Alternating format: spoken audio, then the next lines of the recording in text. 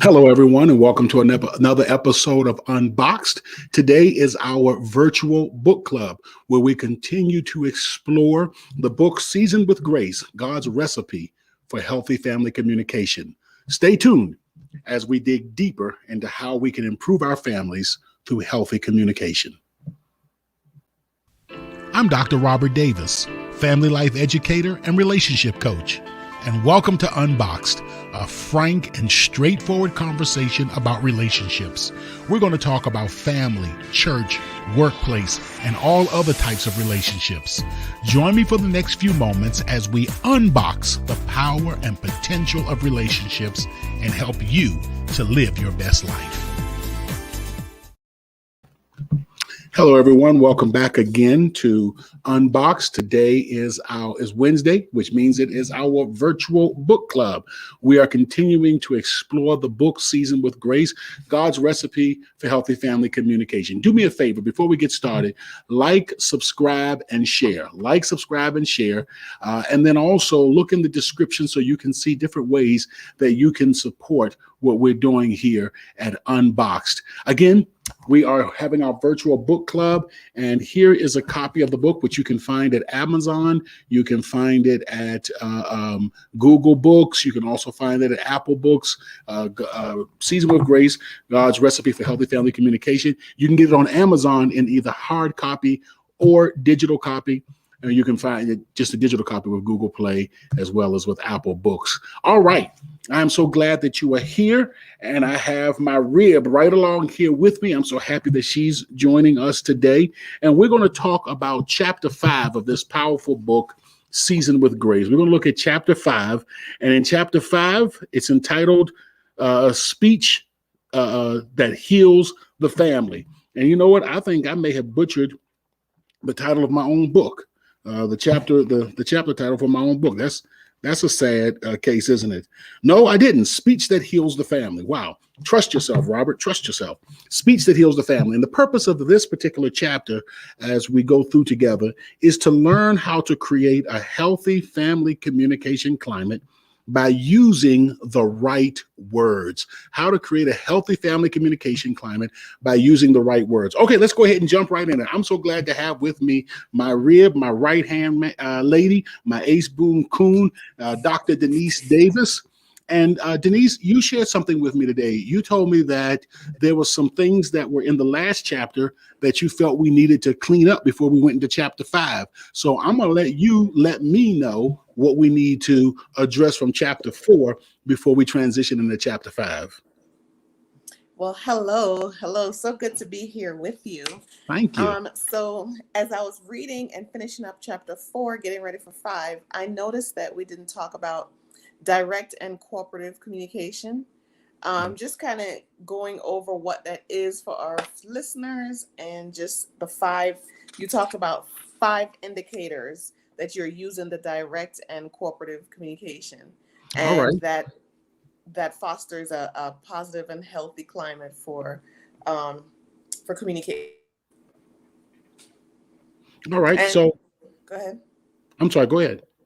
No, you talked about self-disclosure, clarity, attentiveness, listening, demonstration of empathy, staying on topic. And as I was going through and doing my own self-reflection to see if, where I'm lacking or where I'm strong, um, ooh, it actually ties in with chapter 5, keeping your communication basically simple.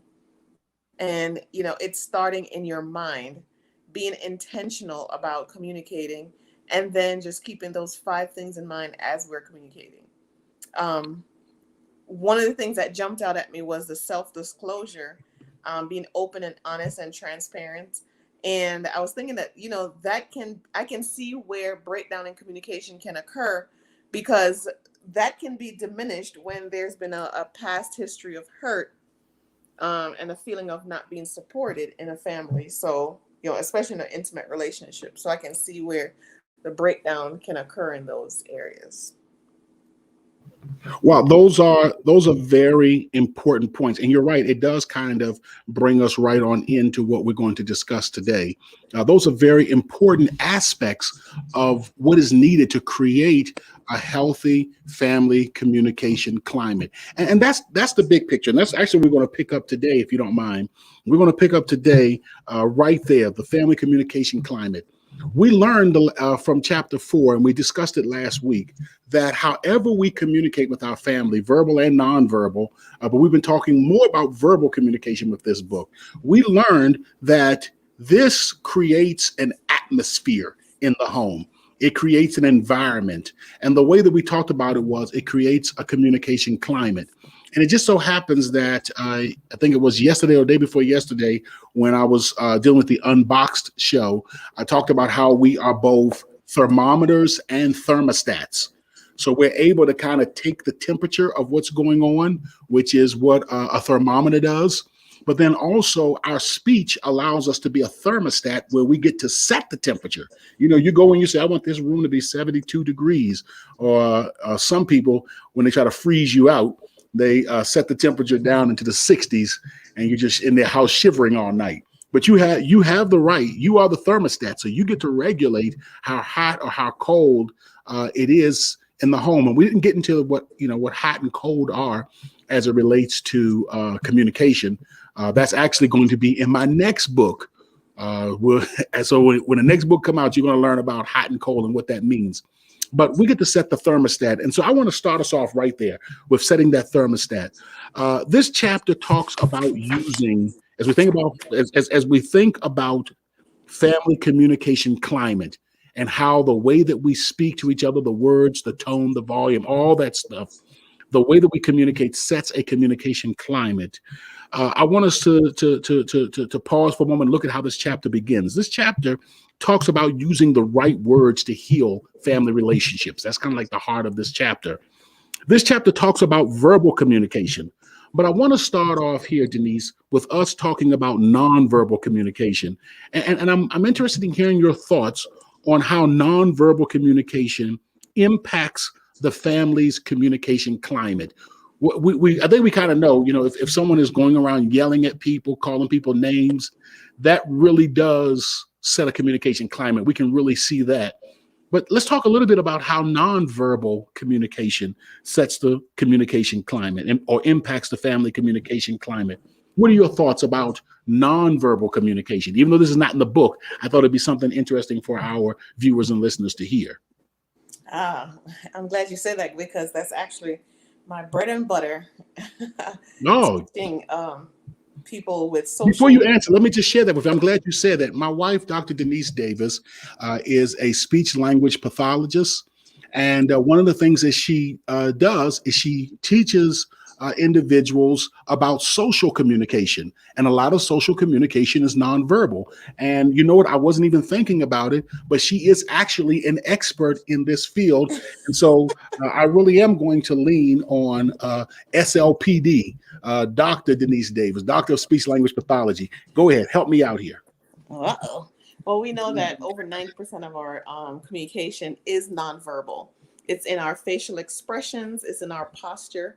It's in the movements that we make while we're talking to people. And it's the overall general facial expression. And so being able to read those forms of communication, it does help to clear up misunderstandings. And it helps us to match the words with what the person is really feeling and what their intentions are. So sometimes, go ahead. No, I'm sorry. I thought you had paused. Please finish. No, I said sometimes I teach my clients about sarcasms, and that doesn't always match the words that you're saying. Those nonverbals don't match the exact words you're saying. So understanding those nonverbals really does help to understand people's feelings and their thoughts that they may not even say in words.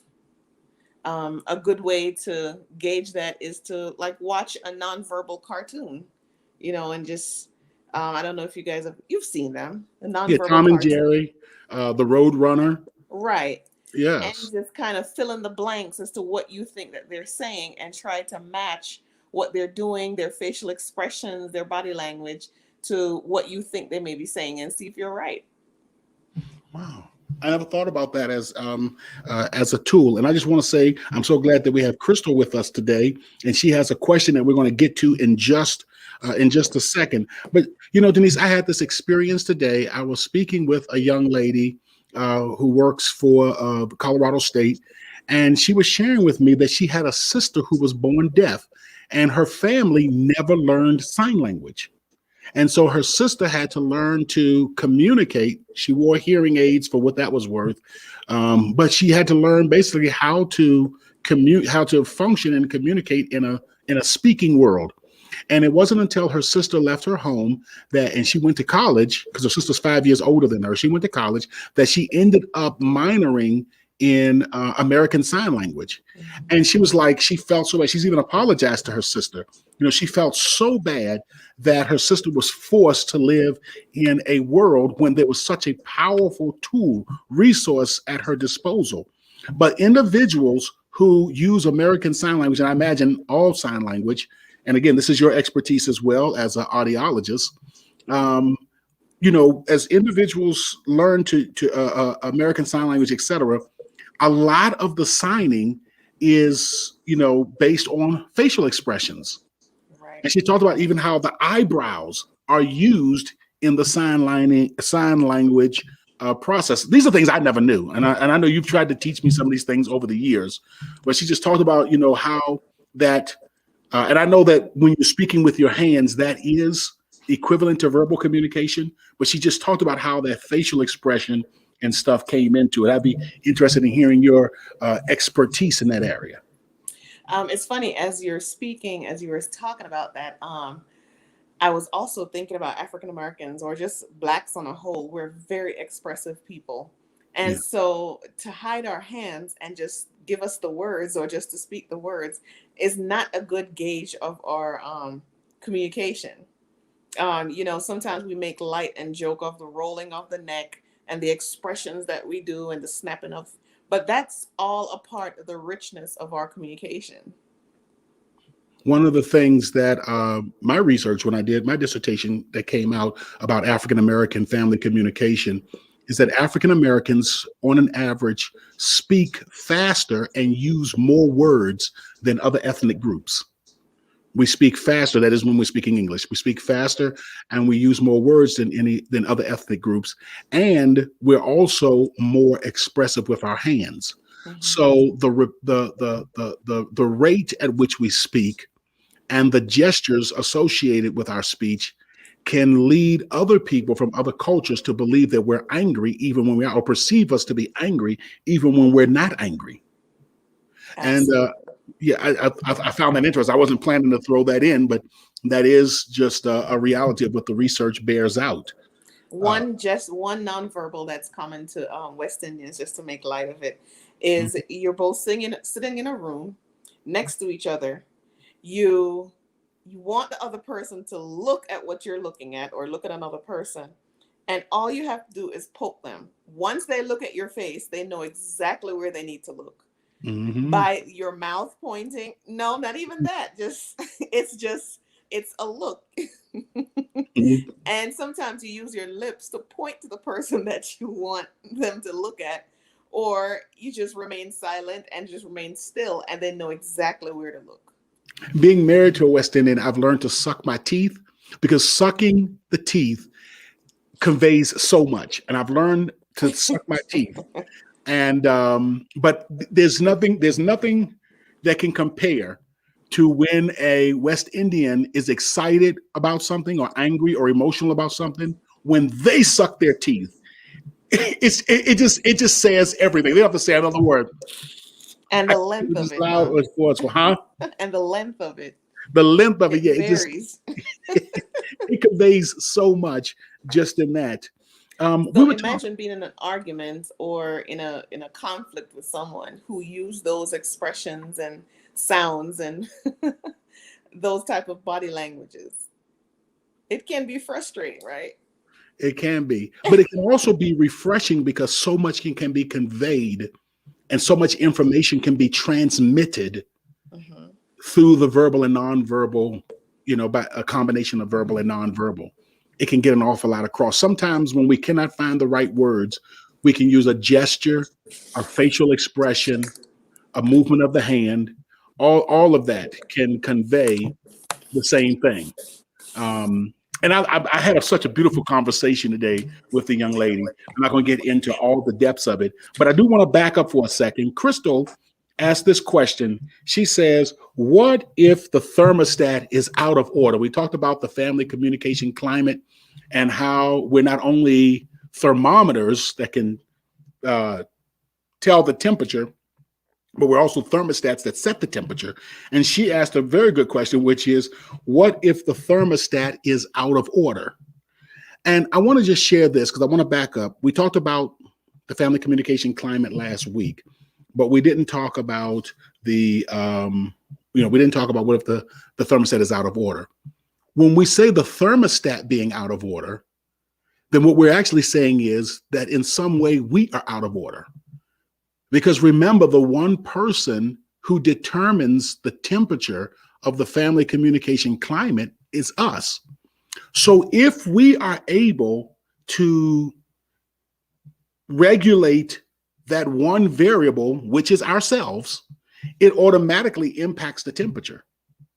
So if the temperature is getting hot, and I said I wasn't going to go into this, but when we say hot, that means that the temperature is getting conflictual. It is getting tense and stressful.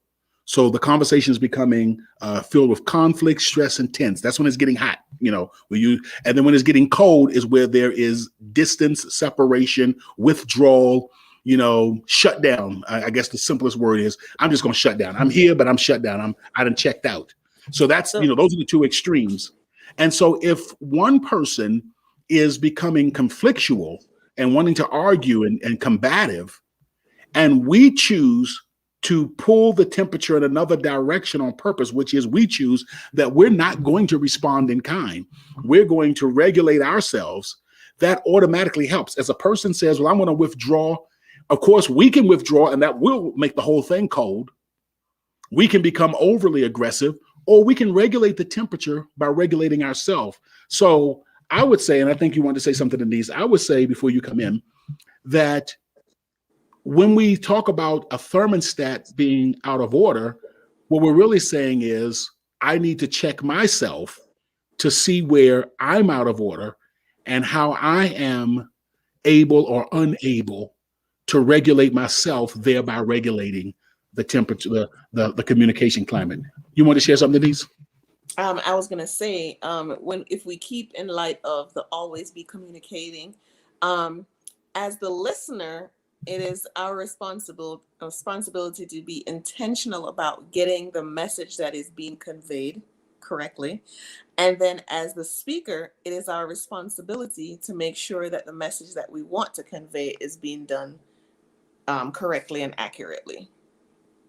Exactly. I want to move on a little bit. The book says that the best way to be truthful, and the book talked about one of the ways that we heal family communication. One of the first and most important things that we use to heal family communication is to be intentional about being truthful in our speech. So the book says that the best way to be truthful in our communication is to be simple and to be direct. You talked about that earlier, Denise, to be direct in our speech. What does it mean to you when it says that our truthful speech should be simple and direct? What does that mean to you? And I want to encourage our viewers to jump in. What does that mean to you when it says to be simple and direct? I think that's quite difficult, actually. I think it's easier for men, but women, we tend to be more verbose, and we want to explain away because we communicate using our feelings, and a lot of men usually communicate using our facts. As I was reading, one of the things that I remember we used to talk about when we first got married, you'd call and say, "Hey, where are you?" And I'll say, "Oh, I'm heading home right now. I just left work and I should be home." You're like, "No, no, no, no, no. Where are you?" I said, "I'm heading home." And you're like, "Denise, just answer the question straightforward." Well, it's not that simple. Yes, I'm at the corner of X and Y, but I want to give you the emotions. I'm coming home. I'll be there shortly. And for a while, we both couldn't understand why. You couldn't understand, why can't you just tell me XYZ where you are? Yeah. And my thing is, but that doesn't really convey much of a message. So I think this is quite difficult. So, so the difficulty of it. So let me just spend a second or two talking about simple and direct. Hmm. Simple and direct does not necessarily mean the amount of words that you use. And this is one of the things about family communication. Healthy family communication, as we learned last week and the week before that, takes place when we enter into a place of being thoughtful and intentional. That is the most important thing, being thoughtful and intentional. So whether you are a male or a female, whether and there are guys who are quite talkative. I'm a talker. So, it's not a male or female thing, it's a personality thing. I'm quite talkative. And I know females who are not very talkative. And we typically label females who are not talkative as shy. But that's not the truth. We don't call guys who are not very talkative shy. We just call them guys. So we I don't want to get in all of this sexism and labelism and all and labeling and all that stuff. But direct, this is what it means. Simple and direct means that when I speak, especially when it is in a more tense environment and I'm trying to regulate the thermometer, because you're regulating the thermometer when you notice that it's getting cold or it's getting too hot. That is when I enter into my thoughtful space, my thinking space. That's what I want to say. And I say, you know what? Let me make sure that what I'm saying is clear, it is concise, and it is straight to the point. That's interesting. Like, again, I teach my clients how to read the room. I guess that would be the temperature, how to gauge what's going on. And that helps you in forming your words and talk about, and also, what do you need to talk about? What do you bring up? Is this a good time to talk? So you gauge people's moods and you gauge how they're feeling, and that should gauge how you talk and how you respond. Because you're not just a thermometer, you're also a thermostat. And that's one of the things that the thermostat does is it has a thermometer component.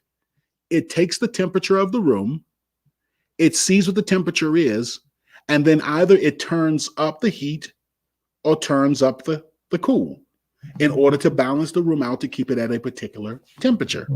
That's what a thermostat does when it is working at full capacity.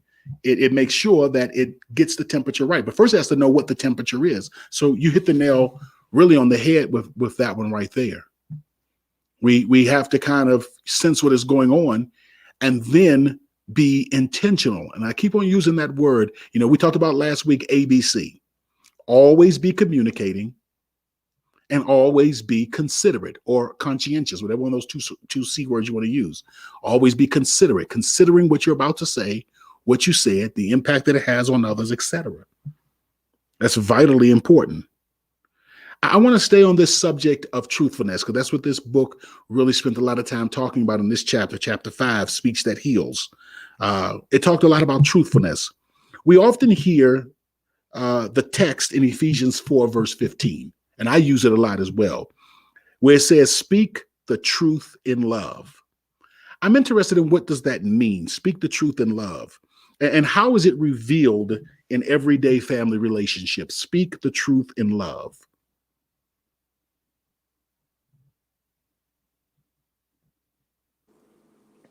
Well, speaking the truth in love dictates the words you use. So you use words that promotes positiveness. So rather than saying that, you're a jerk, it I think it's more helpful when you speak it in truth. You say, when you do that, this is the message that I'm getting. Mhm. You're Well, still telling the person about their behavior towards you, but you're not using provocative language. One of the things when we talk about speaking the truth in love is it is important in family communication and in family relationships that there is transparency in our communication. At the end of this chapter, which we're not going to be able to get into, it talks about the 5 aspects of a healthy family.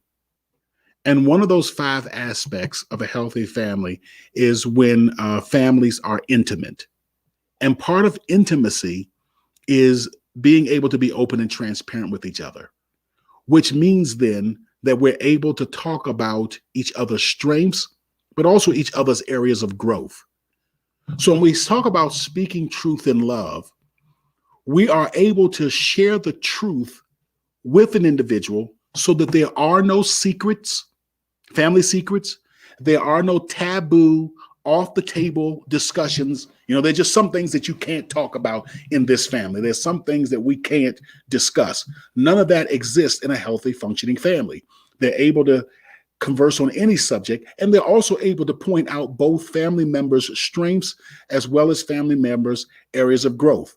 However, it's not just enough to speak the truth, because we both have friends, plural, who are notorious for cussing people out, and their excuse is, well, I just speak the truth. I just tell it like it is.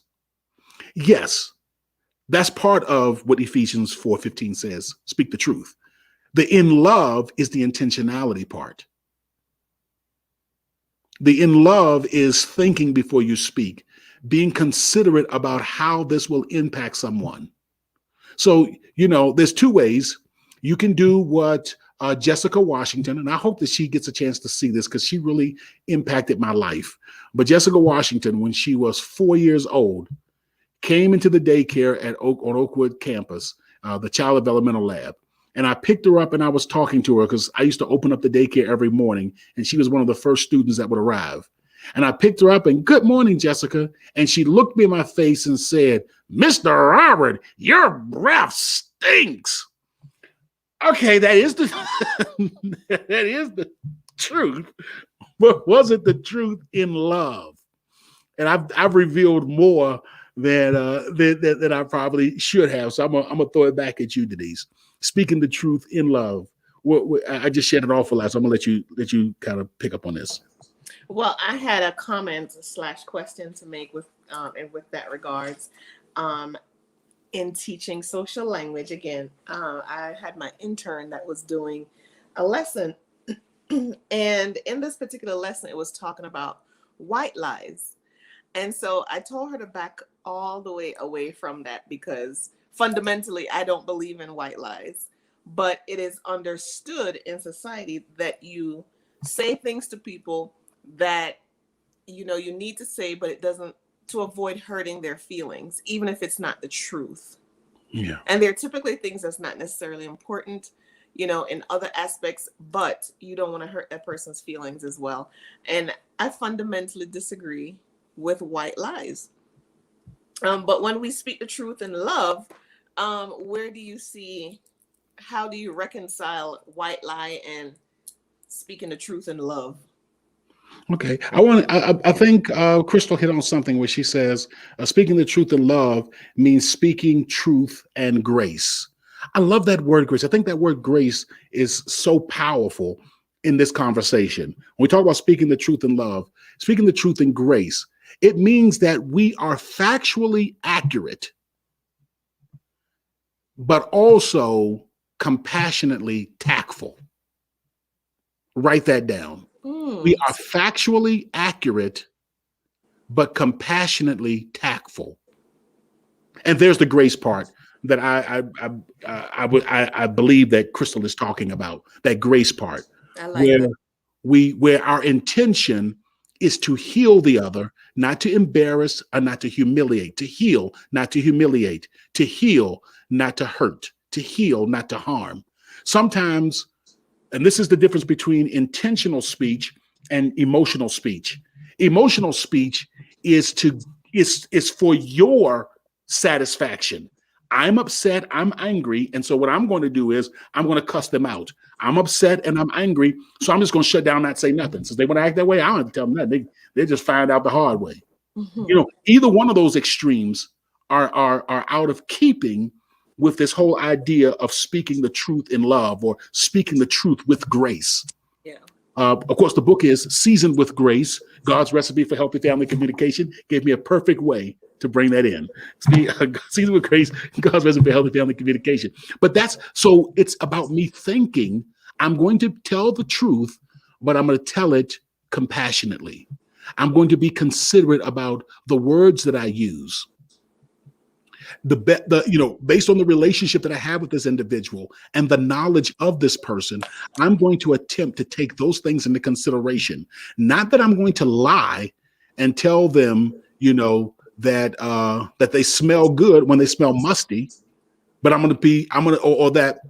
Robert, again, thank you, Jessica Washington, that Mr. Robert's breath smells wonderful when when Can use halitosis a is little all over, work. when it could use a little work. But I'm going to say it. I'm not going to say it to him like a 4-year-old would say, Mr. Robert, your breath stinks. Mhm. I'm going to find, I'm going to, based on how I know this person, I'm going to find a more tactful way of saying it. So we can solve problems among ourselves and resolve conflict without telling white lies. Yeah. We don't have to That's tell very white good. lies. And I'm going to ask you talked about white lies. Tell a little bit about why this white lie thing kind of doesn't sit well with you. Well, especially if your significant other or a family member is asking your opinion about their looks or their behavior or your whatever your thoughts are about something that's affecting them. Um, I don't find that it's productive to say that you did a good job when you could have done better. And I don't think that you need to hurt someone's feelings and just, you know, um, crush them. But at the same time, find a way, like Crystal says, speak truthfully, but with grace, helping them to know that their potential was not reached. Wow. And also, as much as possible, and this is where in love really comes in, because one thing that love does is that love empowers. So speaking the That's truth the in word. love also conveys through the selection of words and through just outright saying it that, you know what, I am prepared to uh, to work with you, to support you as you grow in this area. When you cuss somebody out and tell them how good for nothing they are, and why nobody likes them and nobody wants to be around them, that gets it off your chest. But how does that empower the person? How There's does no that real help them reflection move? on their part. Yeah. How does that help them to move to the next level? Because you told them you ain't nothing. Your mama wasn't nothing, and you just like your mama and daddy. Bunch of low life. Okay. Yeah. Okay. A blind man with wooden glasses could see that. Well, how does that help me and empower me to be successful? So not only does it speak it in a compassionate way, but it also, another word I would throw in there, and it's also in the book, is in an empowering way. So that also means that you have to have the person's best interest at heart then when you're communicating. Yes, that's the in love, speaking the truth in love. And again, you notice we're taking a lot of the responsibility off of the other person and putting it on ourselves. Now, I want to balance this out by saying, Denise, we are not responsible for how the other person interprets, responds, or reacts. We're only responsible for what we say and how we say it. Because you can be as tactful as possible and a person still may get offended. And then that's not on you. I want to talk just for a second about transparency, because this is quite important. This is something that Dr. Zephyr Lister said when he spoke at our church in Texas years ago, which, by the way, I just want to share this. I went into family communication as my area of focus because of Dr. Zephyr Lister. I even mentioned this in the book. Dr. Lister said something that is quoted in the book, which is, I make myself known so that I might be known. And one of the things that he said that really resonated with me all these years later was that when we make ourselves vulnerable and transparent, and another person misinterprets, misuses, or abuses that information, that reflects more on them than it does on us. We cannot inherit and take on their immaturity. We only can operate in our maturity. So some people, unfortunately, are emotionally immature. No matter what words you choose or how tactful and gentle and empowering you are, they're going to take it the wrong way and they're going to lash back because that's just how their computer is programmed at the moment. So what you have to focus on is, what am I doing? And do that right, rather than on what the other person is going to think and taking on their anxiety. If you're going to be anxious, which you don't have to be anxious, but if you're going to be anxious about loving, be anxious about being compassionate and thoughtful and kind and gentle. Those are the things that ought to really weigh heavy on your mind. Am I speaking in love? Not just, excuse me, am I speaking the truth, but am I speaking in love? Well, I said a lot, Denise. I'm gonna throw it back to you.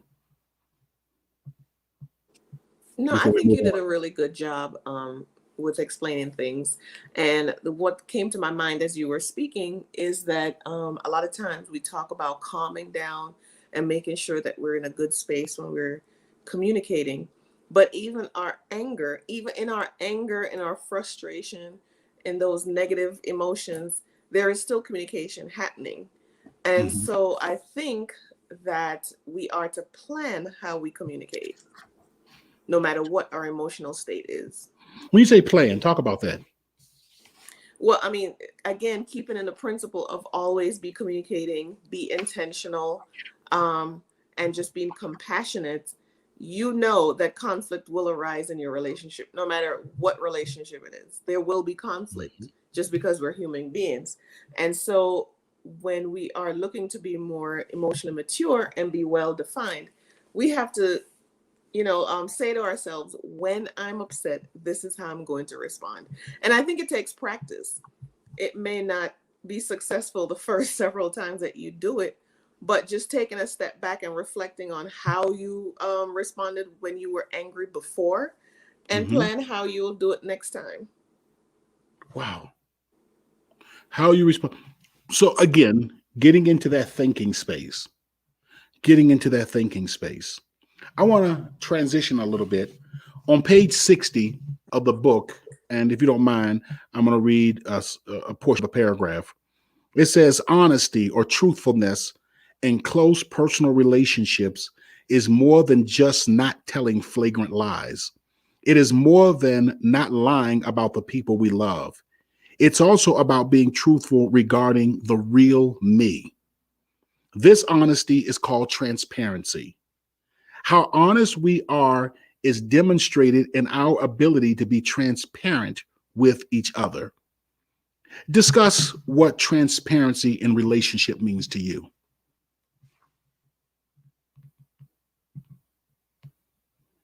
And I put that quote in the private comment section if you want to refer back to it, Denise. What does transparency in relationship mean to you? Oh, wow. And while you formulate your thoughts, I'm going to ask our viewers if you have some ideas about what transparency in relationship means. Put it in the comment section so we can hear your thoughts as well. Go ahead, Denise. I think the word transparency for me equals vulnerability, not just necessarily expressing your desires and those feelings and dreams that's euphoric, but being able to admit to the person your faults, um, telling them the things that trouble you, the things that you're fearful about. Um, and to me, that is it is equal to being vulnerable. And being vulnerable is, a difficult space to be in with someone, because you also open yourself up for hurts. Hmm. Vulnerable. That's an interesting choice of words. Vulnerable, and making ourselves vulnerable. And to me, vulnerability is synonymous to weakness. So if you're transparent with someone, you're showing them your weakness. Why is that so important in a relationship to show that weakness? Since I'm going to use your words, vulnerability, weakness. Why is it so important in a relationship to demonstrate vulnerability, to demonstrate weakness? Because it's always easy to show people your good side. When you show someone the other side of you, I think that's where they really tap into intimacy. And I think that's where you both grow. So part of a healthy relationship is when, and this is talked about in this chapter of the book, is when we are committed to helping each other to grow, which is empowering. I want you to be the best that you can be. And So grow, not just grow from a place of strength. I'm good at this, so help me grow and make it better. But from a place of weakness, I'm not good at this. I struggle with this. Help me grow. help me Then grow. watch me grow. Oh, that's even harder. And So watching me grow means you're also seeing me make my mistakes. so the glass is half full in a relationship is when in the especially family relationships, we really don't know each other. We only know half of a person. We don't know their struggles. And if we don't know their struggles, I'm referring back to the book now. If we don't know their struggles, we won't know where to help them. If we don't know their insecurities, then we won't know where they need to be encouraged. If we don't know their failures, then we won't know where they need support. So if a family member is unwilling to become vulnerable, then we're going to hit a ceiling on how much we can actually be connected with them, how much we can truly be intimate with them, because there will always be that room that you can't go into. How well do you know a house if there's a padded room that you can never enter into? Then you really don't know what's in that house. You have to say, I know most of what's in the house, but there are a few doors that are locked that I've never been inside of. And I can't tell you anything about that Wow, you said it best. because I've never been in there. I'm going to bring us to a close, but I want to look at page 61. When we look at page 61, it says, it is important to note that to be supported by our families, they must know where we are struggling and what our ambitions may be. To empower us, they must know our weaknesses. To affirm us, they must know our insecurities and fears. To validate us, they must know our hopes and dreams. If our family members don't know who we are, what's deep down in our souls, it is likely they will be unable to meet our needs. It's not our family's responsibility to get to know us. It is our responsibility to make ourselves known. Wow. I want to again say thank you to Dr. Zephyr Lister because he really brought that point home. It is not our family's responsibility to get to know us. It is our responsibility to make ourselves known. So, thinking about truthfulness and transparency in relationships, how do we get to a place where we can be open, honest, and transparent when our family has hurt us in the past? We're going to end on that one, but I want Oh, to. I thought That's you gonna were be the going last to thing we're end. going to talk about. No, I want. No, I'm not going to end right now. We're going to talk about this. That's gonna be the last thing. We're going to pick up right there next week, on the next point next week. But yeah, you talk about how important it is, Dr. Davis, of being open, honest, and transparent. But how does that happen in a family where there's been hurt, betrayal, abuse in the past? How does one move beyond that? I have two answers. Number one, you have to take a leap of faith, knowing that you can't disconnect from your family. Your family is your family, whether it's the family of origin or your family of destination. The second thing is Intervention. Mhm. Sometimes you may need intervention to get to a space where you can be transparent. What do you mean by intervention? Intervention being counseling, have a third party to mediate some of the issues, to unpack some of the issues that's in the family. One of the things, and I'd be interested in hearing what your thoughts are, because you and I were at that presentation, and again, I've been quoting Dr. Lister a lot, Zephyr Lister at Loma Linda University. I want to make sure I cite him because he might call his attorney and sue my pants off. But Dr. Lister said again, and I referenced this earlier: if you make yourself known, and someone, a friend of yours, decides they're going to take that information and use it to tear you down and to spread rumors or gossip. And a lot of times we think about rumors as being lies. Rumors is just information that doesn't need to be shared. It doesn't have to be a lie. It's just information that doesn't need to be shared. Gossip is information that doesn't need to be shared, that serves no redemptive and uplifting value. So if someone takes that information you share with them and spreads it, that says more about their level of maturity than it says about you. That's on them. That's their problem. And you cannot allow someone else's limitations and problems to be your limitations and problems. I want you to think about that for a second.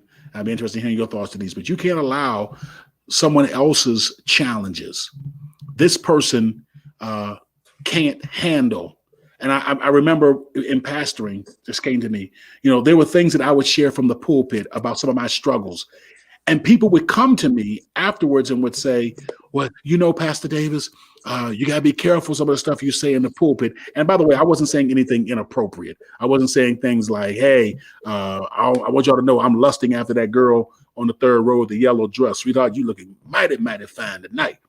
It wasn't none of that inappropriate stuff. But I would talk about, some of my spiritual struggles. And people would come in, oh, Pastor, you can't say that because folk will hold that against you. That's not my problem.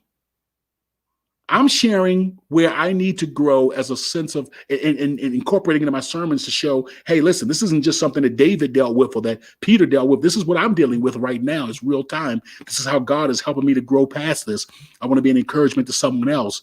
And if someone can't handle that information, that's not an indictment on me.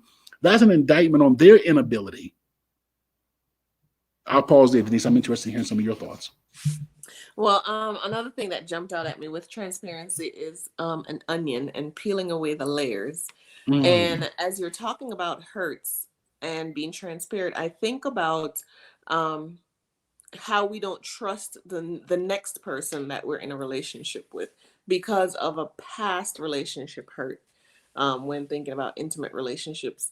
And I think when we're in a current relationship, we have to be intentional, that same word again, being intentional about not using past hurts of others to dictate how we communicate and our transparency with the person that we're communicating with now. And that could be with any relationship, whether it's a parent relationship and now you're married and now you have your own children. Don't use the past hurts of your relationship with your parent to dictate your relationship with your child. People who you've dated, don't let that dictate your transparency and relationship with your spouse or your boyfriend or girlfriend at the time. In whatever case, because you had a coworker who betrayed you or a previous friend who betrayed you. A lot of times we put up walls and we don't make ourselves vulnerable and transparent to a new friend. And I don't think that's a good way to operate. So we're constantly dragging with us just tons and tons of baggage rather than allowing the healing process to take place. And I love the way that you said that. Sometimes you just got to take the leap of faith. Nike has that slogan, just do it. Just do it. And I wish that we had time to talk about how we come to a place where somebody saying something negative about us has such a profound impact on our emotional health and some strategies that we can employ to become more emotionally mature like Jesus. It'll make a difference with folk. People talked about Jesus's mother, that he really wasn't born of a virgin, talked about his daddy. They talked about his legitimacy as a prophet, as a rabbi. I mean, they were constantly, and this was their anxiety. They were constantly spilling their mess onto Jesus. Man, he was such a well-defined self. He was so differentiated that he could remain in close contact, as we saw him with the scribes and the Pharisees. These people hated Jesus. And yet, some of his greatest parables, his greatest miracles, some of his greatest illustrations were done while he was eating at the house of scribes and Pharisees, people who hated his guts, because he did not allow their immaturity to stunt his maturity. What an awesome man. What an awesome, awesome man that he was, that he is. Listen, I'm so glad that you tuned in today. Thank you so much, Dr. Davis. The book that we have been exploring is called Seasoned with Grace, God's Recipe for Healthy Family Communication. You can find it at Amazon, both in hard copy and in digital. You can find the digital copy at Apple Books, or you can also find it at Google Books. I encourage you to do so. Make sure that you like, subscribe, and share. And then I want to encourage you to tune back in tomorrow when we're going to continue discussing the questions that come in. You can also share your questions. If you have questions about relationships, you can share your questions anonymously through our email, which is right here on the screen, or you can go to our website. On our website, we have a form that you can shoot your questions in, or you can send them through our direct messaging us on Facebook. Please don't put your questions in the chat. We do want to provide you with anonymity so that your business just isn't all the way out there. Look, my friend, so glad that you joined us for our virtual book club. We're going to pick up chapter 5 and move into chapter 6 next week. Until the next time that we meet, let's make sure that we're unpacking the power and the potential of our relationships. Have a good night. Seasoned with Grace Unboxed also provides healthy relationship training and leadership development for businesses, churches, and community organizations. For a free consultation to discuss your team's needs, please contact us at our website at swg-unboxed.org. That's swg-unboxed.org.